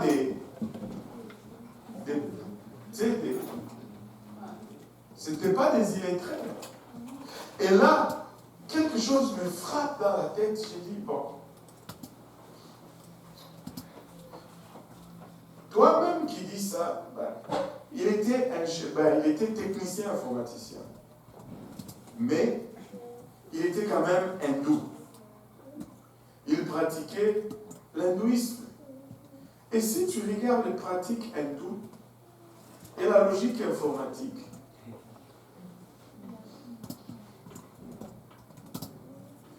ce n'est pas l'intelligence qui te permet de faire. C'est vraiment, si tu. En tout cas, je vais laisser ça là. Anyway. Donc, les Grecs, malgré leur intelligence, ne pouvaient pas voir que les dieux ou les personnages qu'ils divinisaient agissaient même des fois pire qu'eux-mêmes, les humains. Les épicuriens, c'est quoi? Les épicuriens, c'était une secte de philosophes qui cherchaient la vérité par l'expérience plutôt que par le raisonnement. Ils étaient matérialistes et athées. Ils croyaient que Dieu n'existait pas. Et leur but dans la vie était d'embrasser le plaisir. Si c'est plaisant, c'est agréable, donc c'est bon. Et on va jouir du moment et puis c'est tout. Contrairement à eux, il y avait les stoïciens, les deux qu'on a cités dans cette partie qu'on a lue. Les stoïciens, c'était une secte de philosophes qui rejetaient l'idolâtrie des cultes païens, semblait plus intelligent, et enseignaient qu'il y avait un monde de Dieu. Ils étaient panthéistes, c'est-à-dire qu'ils croyaient que Dieu pouvait être en toutes choses, en fait. Et il soulignait la discipline personnelle et la maîtrise de soi. Il recherchait la vérité par le raisonnement et essayait d'être insensible aux sentiments intérieurs, aux circonstances extérieures. Il croyait que le plaisir était mal.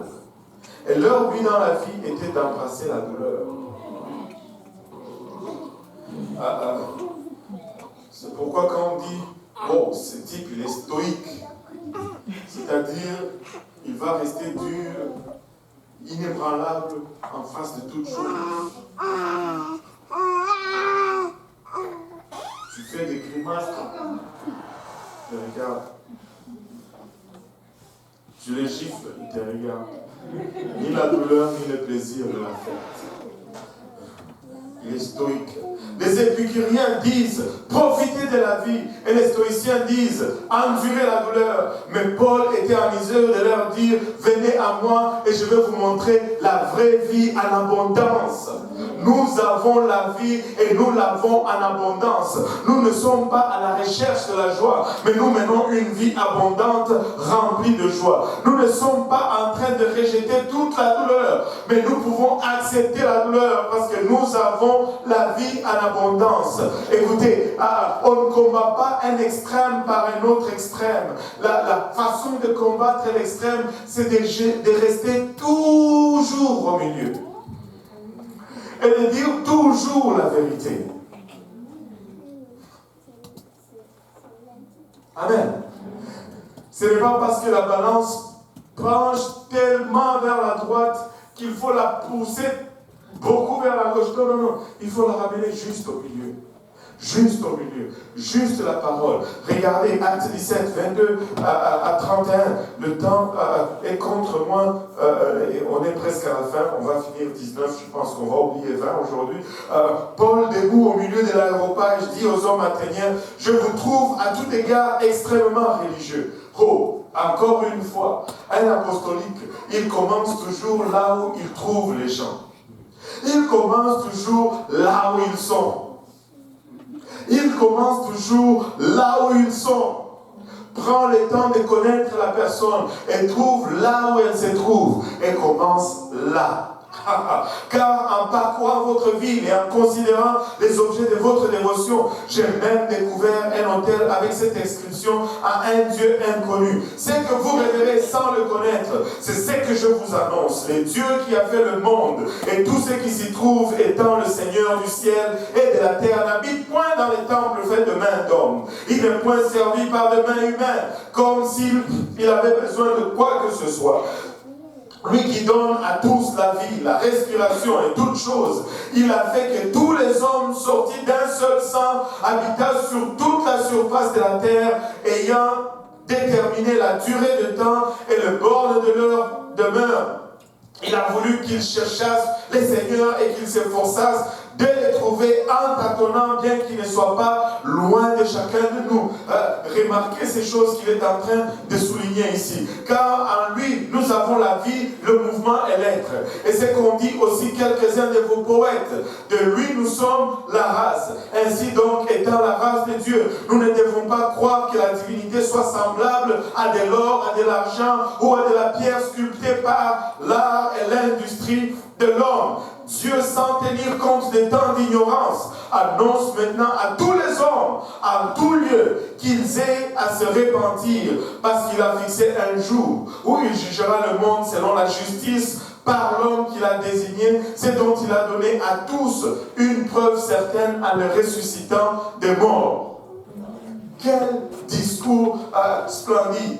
D'abord, l'aéropage était une colline sur Mars. Elle était le plus haut tribunal d'Athènes. Et son conseil était chargé de veiller sur la religion et l'éducation dans la ville. C'est là où les têtes et les cerveaux se réunissaient pour discuter de la connaissance et de la sagesse. Notez que l'approche de Paul est différente avec les nations qu'avec les Juifs. Avec les Juifs, il argumente toujours du point de vue des Écritures. Mais avec les païens, il va toujours argumenter du point de vue de la création. Parce que les païens n'ont pas les Écritures, mais les païens habitent ce monde. Il va toujours commencer où ils sont. Parce que la création révèle aussi Dieu. Il ouvre la bouche et il commence là où ils sont. Ils prêchent Jésus. Ils ont un autel. Un autel à un Dieu inconnu. Et cela indique vraiment la fin spirituelle. Et si tu vois le monde d'aujourd'hui, tu vois leur engouement au sport. Ce n'est pas tellement le sport qui est le problème. C'est parce qu'ils cherchent quelque chose et ils pensent le trouver dans le sport. Tu le vois tellement plonger dans la musique. Ce n'est pas la musique qu'ils recherchent. C'est qu'ils cherchent quelque chose qu'ils pensent trouver dans la musique. Tu les vois idoliser les gens. Écoute, ce n'est pas pour rien qu'on idolise les gens et qu'on les appelle des stars. C'est parce qu'on recherche quelque chose à adorer. Mais il n'y a qu'une seule chose à adorer. Il n'y a qu'un seul qui mérite l'adoration. Et c'est le Dieu Tout-Puissant, le Créateur de l'univers. Quand tu vois cela, ce n'est pas le paganisme, ce n'est pas, mais c'est plutôt la preuve d'une faim et d'une soif pour Dieu. Donc, ne les arde pas très vite. Aie plutôt de la compassion. Que ton cœur palpite en toi et que tu commences à leur parler de la place où ils sont. Amen. Alors Paul leur parle du Dieu qu'il connaît. Vous êtes à la recherche de quelque chose, mais moi je l'ai déjà trouvé. Vous priez à un Dieu inconnu, mais moi je l'ai déjà trouvé. Dieu n'est pas une déité lointaine. Dieu n'est pas une divinité qui est là loin de vous. Il n'est pas loin de chacun de nous. Ici Paul cite même les poètes Épiménide. Il dit car en lui nous avons le mouvement et l'être. Ça c'est un des poètes grecs qui avait dit cela aussi. Puis il ajoute une citation de deux poètes, Aratos et Cléante, car nous sommes aussi sa descendance. Il utilise sa connaissance de leur culture pour prêcher Christ. Son point est que Dieu nous a fait à son image. Nous serons donc insensés de faire de Dieu à notre propre image. Vous savez, il y a quelque chose qui m'a bouleversé et qui m'a complètement bouleversé. Je ne sais pas si vous pouvez faire cet exercice. Moi, j'ai eu la chance, l'opportunité de faire cet exercice. Et je vais vous dire, j'ai un oncle, le papa de Wins Kisimba. C'est quelqu'un qui a fait beaucoup de recherches sur la politique et tout. Et dans ses recherches, il a sorti des documents, des vieux documents sur notre pays. Et j'ai eu à lire des choses sur ma tribu qui m'ont complètement bouleversé. Vous savez, quand tu regardes, tu vas dans l'histoire de la tradition africaine et tu regardes l'histoire de l'origine, c'est fou comme ça ressemble à la Bible. Je ne sais pas pour vos tribus, mais moi j'ai vu pour ma tribu, pour votre tribu, je l'ai vu pour quelques tribus dominants au Congo, je l'ai vu. Et il est toujours question d'un être suprême qui a créé ces deux premiers parents. Et il est toujours question d'une désobéissance et que ces deux parents ont été chassés d'un endroit que ces dieux les avaient préparé. Écoute, coïncidence. Et ça, ce n'est pas la colonisation qui a amené cela, mais c'est ce que la colonisation a trouvé chez nous. Et si tu vas dans toutes les tribus, il y a un nom. Oui, on a des idoles avec tout ce qu'il y a comme culture occulte et tout ça, mais il y a toujours un nom pour l'être suprême. Il y a toujours un nom pour l'être suprême. Mais moi, je connais dans ma langue. À vous de trouver dans la vôtre.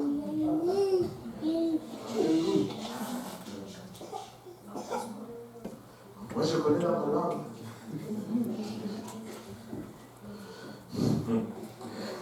Dieu n'est pas une divinité lointaine. Il n'est pas loin de chacun de nous. Amen. Et là, Dieu fait... il cite un peu, Paul il cite un peu le temps d'ignorance. Il a dit, il y a eu un temps d'ignorance, et ce temps d'ignorance a duré des siècles. Mais Dieu a été patient avec le péché et l'ignorance de l'homme, retenant sa colère divine. Mais pour le moment, Dieu a voulu que les temps soient accomplis et il a envoyé un sauveur. Et maintenant, il ordonne à tous les hommes de se repentir de leur manière folle de vivre. Et il a envoyé un sauveur. Regardez Galates 4, 3 et 5. Nous aussi de la même manière. Lorsque nous étions enfants, nous étions sous l'esclavage des rudiments du monde. Nous étions dans l'ignorance. Mais lorsque les temps ont été accomplis, Dieu a envoyé son Fils, né d'une femme, né sous la loi, afin qu'il racheta ceux qui étaient sous la loi, afin que nous ressuscitions l'adoption. Écoutez, l'ignorance était là, mais ça a duré pour un temps. Maintenant, nous ne pouvons plus réclamer cette exemption de l'ignorance. Nous pouvons nous saisir de la parole de la vérité. Romains 5, 6, 8 nous dit, car lorsque nous étions encore sans force, Christ au temps marqué est mort pour des impies. À peine mourrait-on pour un juste, quelqu'un peut-être mourrait-il pour un homme de bien, mais Dieu prouve son amour envers nous, c'est que lorsque nous étions encore des pécheurs, Christ est mort pour nous. Les Athéniens intellectuels ont trébuché sur la résurrection. Vous savez, l'homme recherche tout le temps l'immortalité. Mais là, on lui montre la voie de l'immortalité, il n'arrive pas à le croire. Ils ont trébuché sur la résurrection de Jésus-Christ. Certains se sont moqués, d'autres ont tergiversé en repoussant la décision pour demain, et certains ont cru. Et c'est le même topo aujourd'hui. C'est la même chose aujourd'hui. D'autres vont carrément rejeter, d'autres vont mettre cela dans la balance. Ils vont dire, bon, demain peut-être, pour le moment, la vie est trop belle pour abandonner tous ces plaisirs éphémères. Et d'autres vont dire, j'embarque. Et rien n'a changé. Alléluia. Regardez, Actes 17, 34, 32 plutôt à 34, lorsqu'ils entendirent parler de résurrection de mort, les uns se moquaient. Ha ha ha. Et les autres dirent, nous t'entendrons là-dessus une autre fois. Reviens une autre fois. Là, nous avons des choses plus sérieuses à dire. On doit passer d'abord à travers les élections. Amen. Ainsi, Paul se retira du milieu d'eux. Quelques-uns néanmoins s'attachèrent à lui et crurent. Denis d'Aréopagite, une femme nommée Damaris et d'autres avec eux. Écoute, partout où tu vas prêcher, il y a certainement des gens qui vont te rejeter. Il y a certainement des gens qui vont te dire, oh, peut-être c'est vrai, mais je suis occupé. Mais il y en a toujours, il va toujours y en avoir quelques-uns qui vont te suivre. Mais ne te déprime pas pour ceux qui te rejettent. Ne perds pas l'appétit pour ceux qui t'ont dit, reviens demain, oh, je ne veux pas manger parce qu'on n'a pas cru. Il y a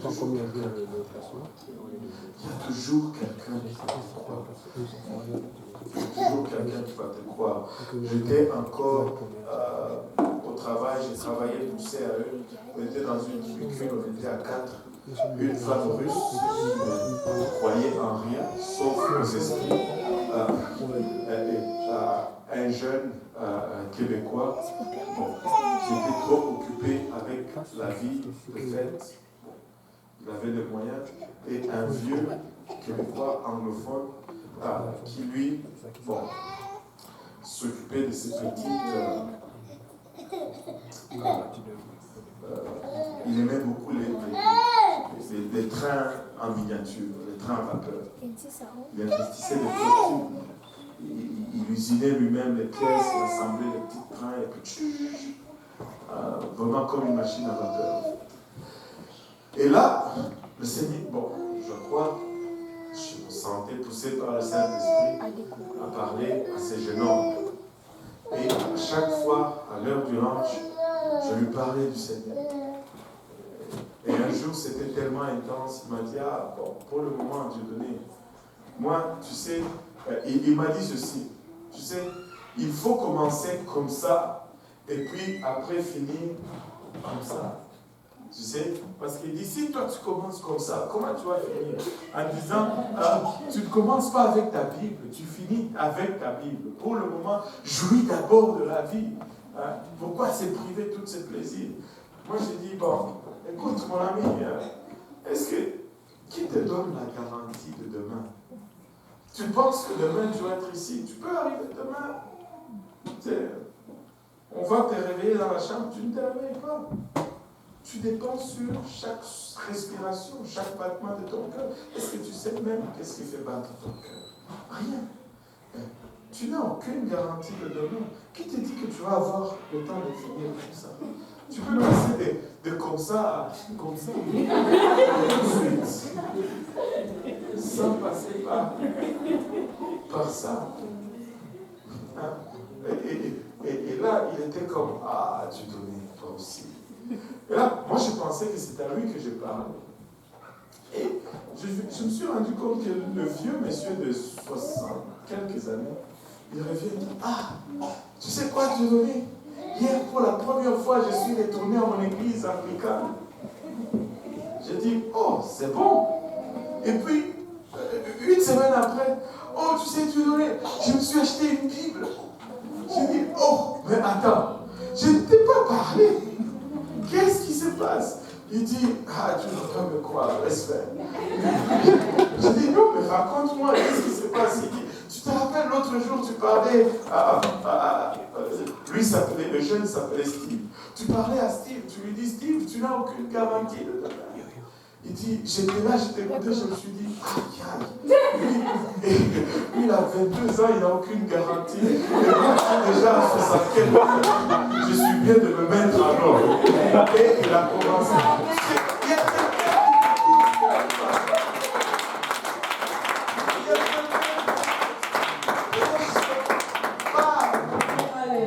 Moi, je pensais que je parlais à Steve.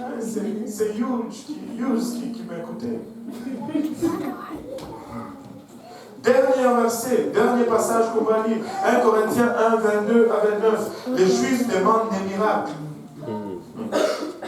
Et les Grecs cherchent la sagesse. Nous prêchons Christ crucifié. Si seulement l'Église pouvait comprendre ceci. Scandale pour les Juifs. Folie pour le païen. Mais puissance de Dieu et sagesse de Dieu pour ceux qui sont appelés tant juifs que grecs. Il dit, il y en a qui connaissent les Écritures et au lieu de s'accaparer des Écritures, ils cherchent des signes, des prodiges et des miracles.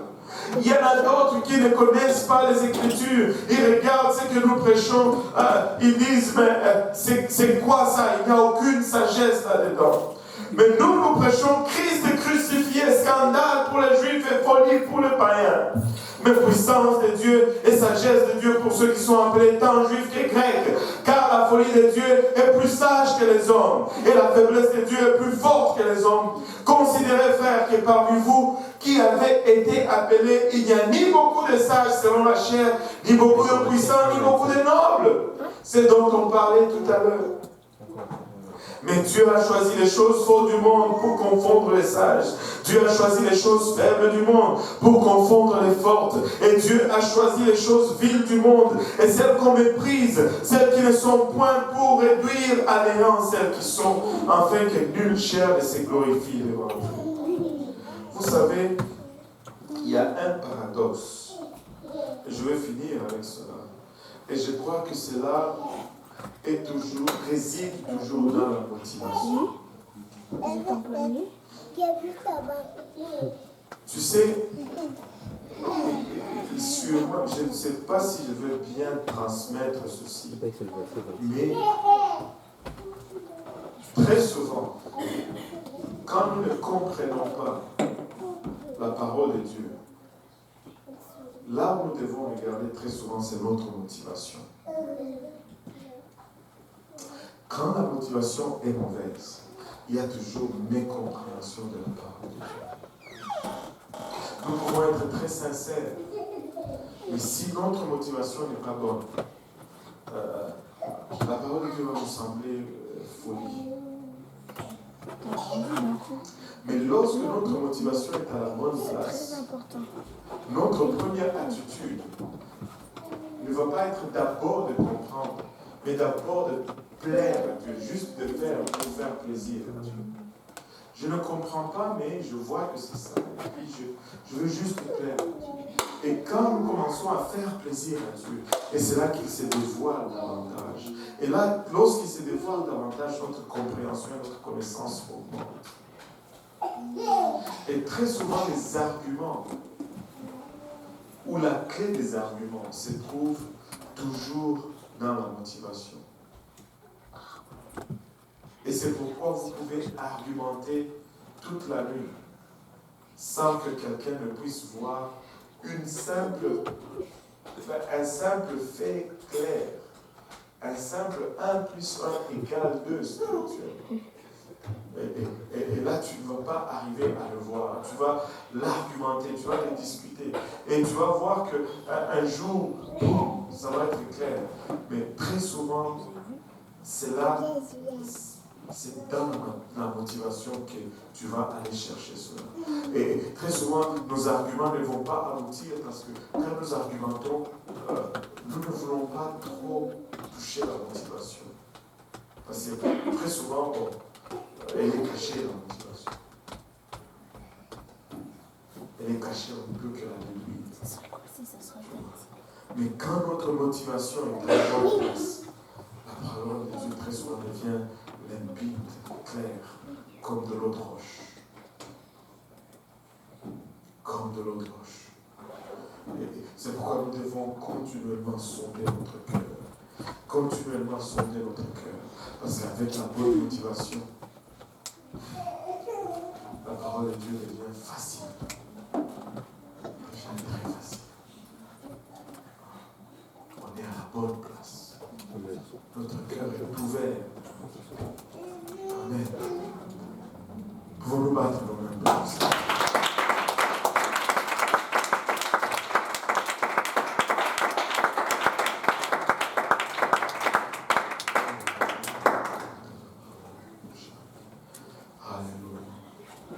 Si nous pouvons baisser nos têtes, fermons les yeux. Seigneur Jésus-Christ, Père, présentons ta présence en Seigneur, Seigneur. Nous savons, tu nous as parlé, Seigneur, car tu as touché aujourd'hui des choses qui sont profondément dans nos cœurs. Père, nous venons devant toi, Seigneur Jésus-Christ. Nous ne voulons pas résister à cette opération de ta parole dans notre cœur. Nous voulons, Père, que tu sondes notre motivation, Seigneur. Que tu nous rencontres au lieu de nos besoins, Seigneur. Père, de foi de nous-mêmes, nous arrivons dans une place où même, Seigneur Jésus-Christ, nous croyons en des choses sans analyser notre continuation, Seigneur. Et nous sonder aujourd'hui qu'on ne peut pas. Nous voulons avoir un cœur pur. Nous voulons lever des mains pures, propres devant toi, Seigneur. Nous voulons venir dans ta présence comme un livre ouvert, Seigneur. Parce que sincèrement, nous voulons que tu nous changes, Seigneur. Nous avons soif de ces changements. Nous prions que tu commences, Papa, à faire cette opération cardiaque en nous, Seigneur. Faire cette opération à cœur ouvert, Papa. Dans ta présence.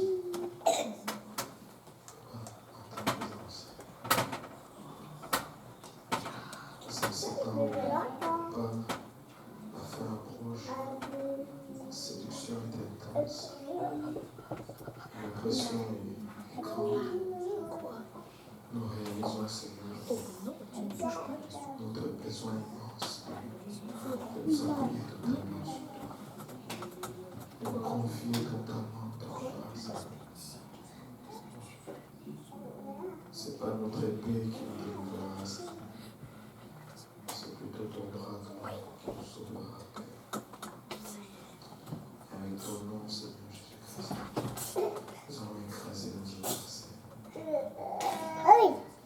Mais avant cela, nous désirons un cœur pur, Seigneur. Crée en moi un cœur pur, Papa. Et renouvelle en moi un esprit disposé. Ne me rejette pas, Seigneur Jésus-Christ, loin de ta présence. Ne me cache pas ta face.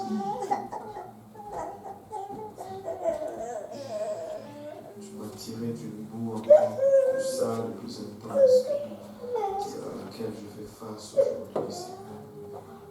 Dans le temps, je libère, je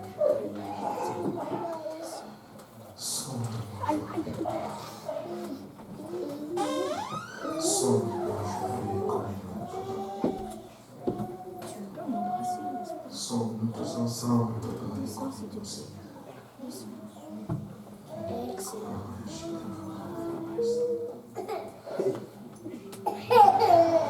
Fermez la porte.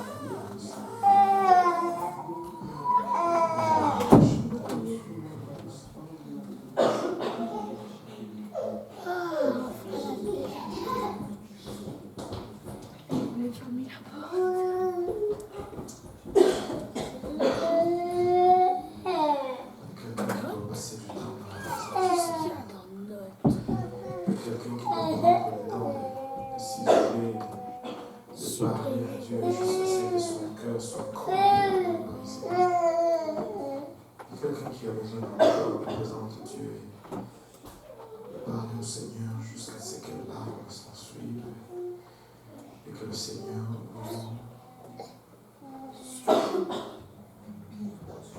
travaille sur ta motivation.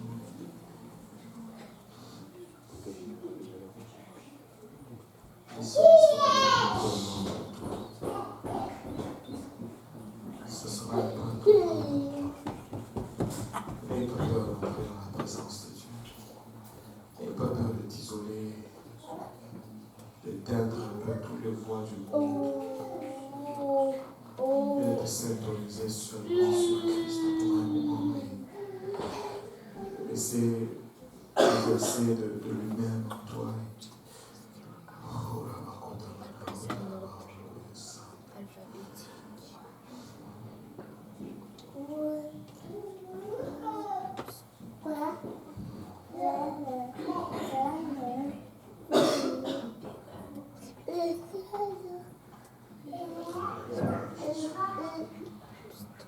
Alléluia, Seigneur.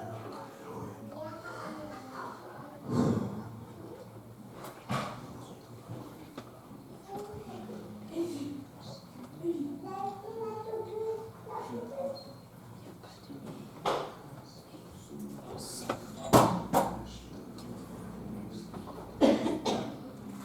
dans sa présence. Dans sa présence. Dans sa présence. De toucher la n'aie pas honte de crier devant lui. Je te demande de crier devant les hommes, seul dans ce moment de solitude vis-à-vis de l'humanité, mais en compagnie de l'Éternel. Tu cries très haut ce qu'il y a dans la profondeur de ton cœur. Et tu laisses le Créateur du cœur vraiment refaire ton cœur. David crée vraiment le cœur. C'est une signification profonde. Cela veut dire, Seigneur, je ne veux pas de ces cœurs que j'ai. Je veux que tu crées notre cœur, c'est-à-dire que tu partes de rien, Seigneur. Que tu me donnes un cœur nouveau, Papa. Que tu partes de rien, Seigneur, parce que je ne veux rien, Papa, de bâti sur mes erreurs passées. Je ne veux rien, Papa, sur la fondation, Papa, de mes péchés. Je ne veux rien, alléluia, sur les racines, Papa, de mes amertumes, Papa, de mes fausses motivations. Je veux que tu crées en moi un cœur nouveau, Seigneur. Je veux que tu crées, Papa, un cœur nouveau en moi.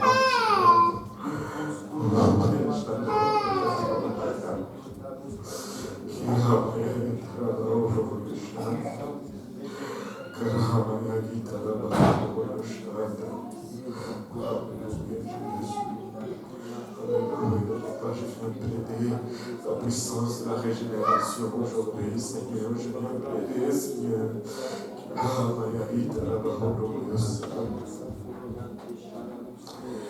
Que tu crées, Papa, un cœur nouveau, Seigneur.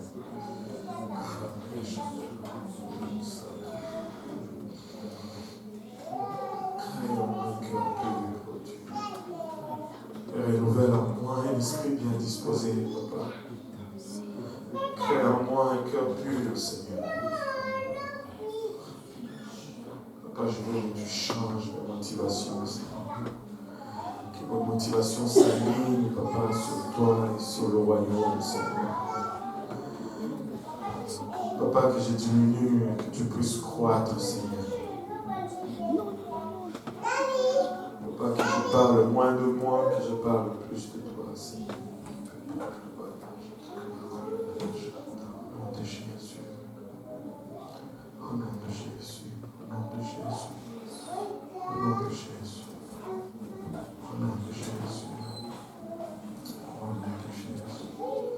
Je plaide le sang, je plaide le sang de Jésus. Je plaide le sang, je plaide le sang, je plaide le sang. Papa, j'invoque ton nom, j'invoque ton nom, j'invoque ton nom. Dans le nom de Jésus. Dans le nom de Jésus. Dans le nom de Jésus. Nous disons tous au nom de Jésus. Alléluia.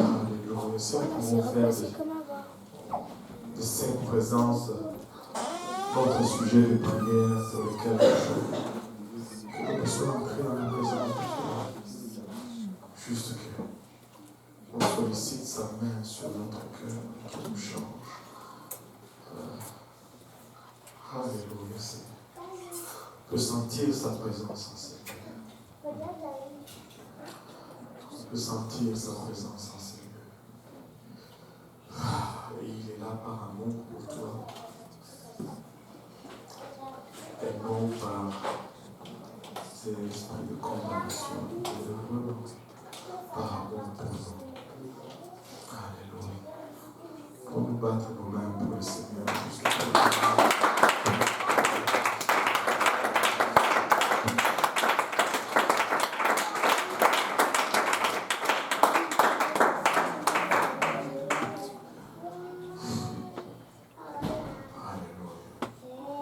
Chanson que je chante très souvent, chanter comme Crée en moi un cœur. Oh Dieu.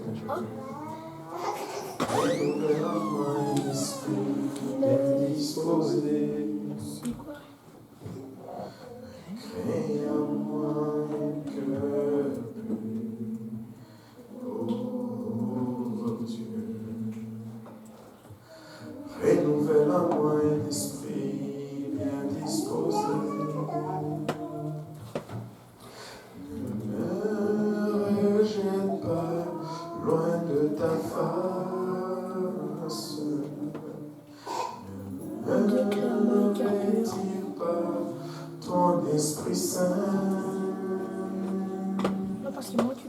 Rends-moi la joie de ton salut. Renouvelle à moi un esprit bien disposé. Que ce soit notre chant pour quelques jours. Chaque fois que nous allons entrer dans notre temps d'intimité, chantons ce chant et permettons à Dieu de faire cette opération cardiaque.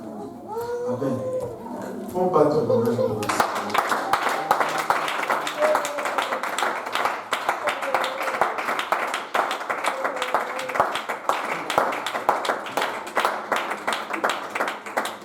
Il est déjà 20h45. Ici, on va juste skipper les 21h45. On va skipper les questions. Si vous les avez, écrivez-les sur une feuille. Après la conférence, on va répondre dessus. Amen. Amen. Alléluia. Battons nos mains pour le Seigneur. Alléluia. Alléluia. Gloire au nom de Jésus. Faites-le avec un sourire et nous allons courir à la maison. Amen.